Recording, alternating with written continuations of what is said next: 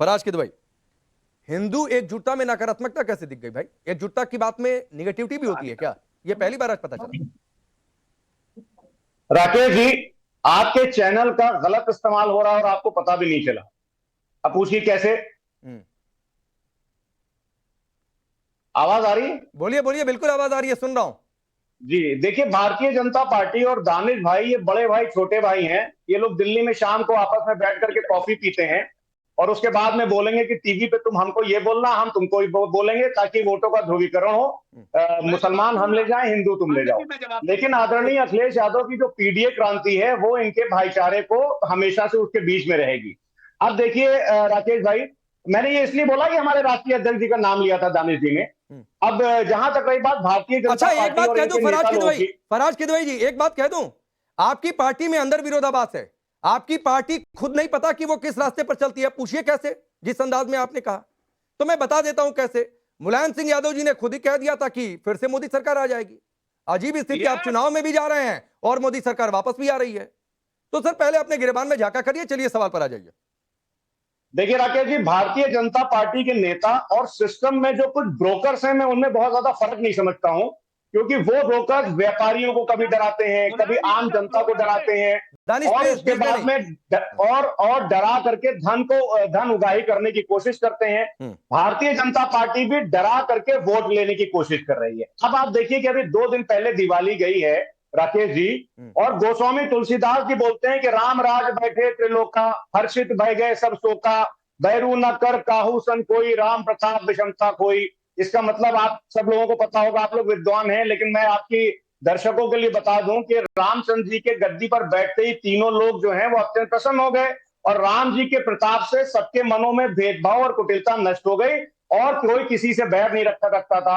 अब देखिए राकेश जी, ये लड़ाई जो है ये राम भक्तों और नाथू राम भक्तों के बीच की है। ये जो नाथू राम भक्त हैं, भारतीय जनता पार्टी और आरएसएस के लोग, वो इस देश में नफरत फैला करके हिंदू को मुसलमान से बैर करा करके, बैरू न कर काहू सन कोई, राम प्रताप विषमता कोई, ये लड़ा करके SC ST OBC को अपर कास्ट से, हिंदू को मुसलमान से किसी ना किसी तरह से वोट के सिस्टम में आना चाहते हैं। लेकिन मैं फिर से बोल रहा हूं कि ये लड़ाई राम भक्तों और नाथू राम भक्तों के बीच। प्रदीप भंडारी, आखिरी बार आपने प्रवचन कब सुना था?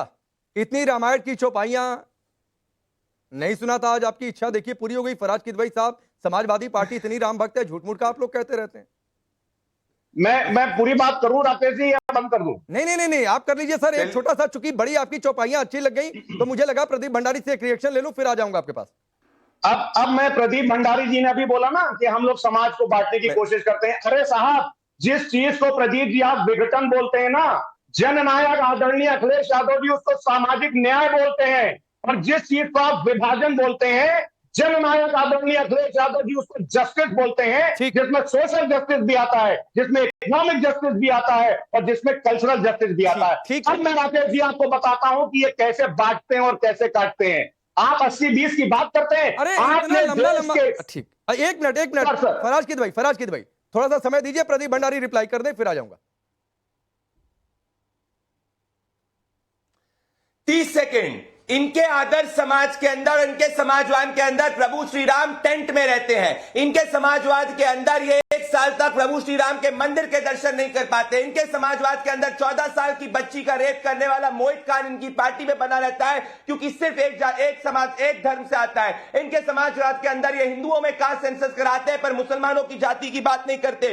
इनके समाजवाद के अंदर जब इनकी सरकार होती थी, बदायूं के अंदर 22 में से 16 पुलिस स्टेशन एक जाति के लोग, कानपुर में से 36 में से 25 पुलिस स्टेशन एक जाति के लोग, कन्नौज में 5 पुलिस स्टेशन, 9 में से 5 पुलिस स्टेशन एक जाति के लोग, इटावा में 20 में से 9 पुलिस स्टेशन एक जाति के लोग, 86 में से 56 डीएम सिर्फ एक जाति के लोग। ये ना समाजवाद करते हैं, सिर्फ और सिर्फ परिवारवाद करते हैं। जब 5 यादवों को टिकट देते हैं लोकसभा में, 5 के 5 अखिलेश यादव की यादव, बोलिए ना ये यादव के, ना हिंदू के, ना इनके टेप को तो चुप कराइए। हो गया, बोलिए ना, आपका नाम ले लिया, बोलिए। राकेश जी, आप प्रदीप जी की पिछले 10 डिबेट्स को आप एनालाइज करिएगा। इनका टेप सिर्फ रचा रचाया वही 5-6 लाइनें ये बोलते हैं ज्यादातर डिबेट में, आप रिवाइंड करके देख लीजिएगा।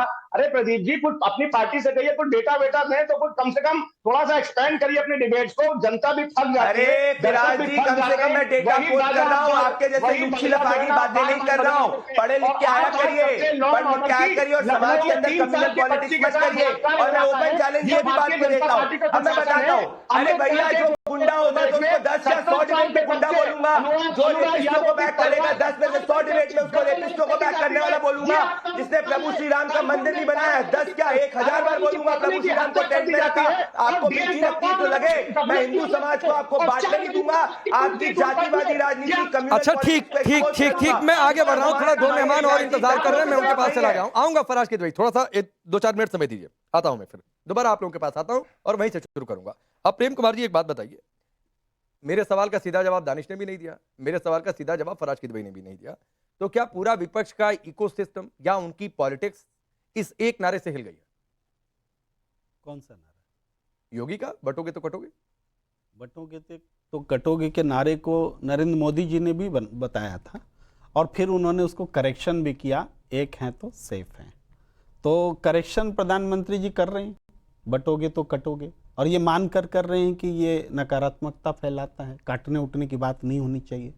तो हम तो नरेंद्र मोदी जी के नए नारे का हम वेलकम करते हैं। नहीं, संघ ने भी नारा दिया, संघ ने तो 2 टूक कह दिया। इसीलिए तो नरेंद्र मोदी जी ने समझाया कि ये संघ मोदी, ये कौन सा बटोगे तो कटोगे, हमसे भी गलती हो गई, चलो इसको सुधार करते हैं। अच्छा, एक है तो सेफ है, नहीं तो तुरंत उस पैटर्न पर नारे की जरूरत ही नहीं पड़ती। और ये नारा जो जैसा कह रहे हैं कि बलून में लग गया, जो अपोजिशन के इसका ये कह रहे हैं, उनको लग रहा है कि बलून में ये पिन लग गया, लेकिन ये दरअसल इस नारे की जरूरत क्यों पड़ रही? चुनाव है तभी तो ये नारे आ रहे हैं। आप बोलिए उत्तर प्रदेश में क्यों घमासान है? क्योंकि बाई इलेक्शन है भाई। अभी बिहार में तो कोई ऐसा नहीं करना, बिहार में भी हो रहा है क्योंकि वहां भी चुनाव आने जाना। नारा यूपी में करे थोड़ा नहीं है, महाराष्ट्र पहुंच गया ये नारा। महाराष्ट्र में चुनाव हो रहे हैं, जहां चुनाव नहीं है भाई, राजस्थान में नहीं दिख रहा, मध्य प्रदेश में नहीं दिख रहा है इसमें नारा। जहां चुनाव होगा वहां ये नारा दिखेगा।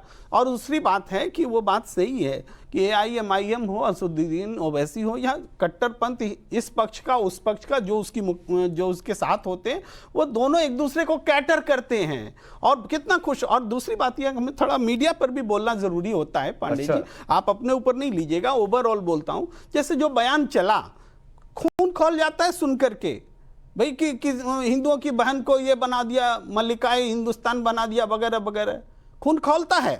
लेकिन क्या इसको बीप लगा के नहीं दिखाया जाना चाहिए? क्या ये भड़काने वाला नहीं है? ये होना चाहिए। नहीं, ये बात सही है, आपने मान लिया ना कि भड़काने वाला है। तो आपने MIM से पूछा, दानिश से पूछा, ओवैसी से कभी पूछा कि इस तरीके का नारा क्यों दिया? मैं तो बजाय इसके कि सबको ज्ञान आप दे रहे हैं, लेकिन कभी पूरे विपक्षी इकोसिस्टम से आपने पूछा? मैं तो दोनों को बोल रहा हूं, और कैसे बोलूं, किस मुंह से बोलूं?